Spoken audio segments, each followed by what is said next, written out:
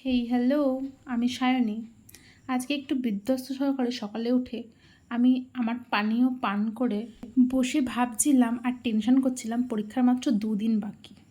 কি হবে আমার, কি করব আমি? কিছুই তো পারবো না, কিছুই তো লিখতে পারবো না, সেইভাবে পড়তে বসে পড়লাম আর কি। মা আজকে খিচুড়ি রান্না করেছিল, তো সেটাই টেস্ট করার জন্য দিয়ে গেল। তো সেটা টেস্ট করার পর রেডি হলাম, কারণ আমাকে যেতে হবে ম্যামের বাড়ি, কিছু খাতা নেওয়ার আছে সেখান থেকে, তো সেটা নিয়ে আসবো। তাই রেডি হয়ে বেরিয়ে পড়লাম ম্যামের বাড়ি যাওয়ার জন্য। বাড়ি এসে স্নান করে, আজকে সোমবার তাই আমি সোমবারের পুজোটা সেরে মহাদেবকে পুজো করে দুপুরে লাঞ্চ সেরে আবার বসে পড়লাম খাতা নিয়ে পড়তে।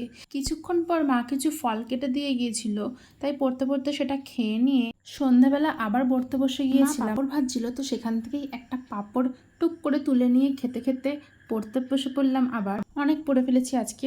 ভিডিওটা এই পর্যন্ত ভালো লাগলে লাইক অ্যান্ড সাবস্ক্রাইব করে দিও। টাটা।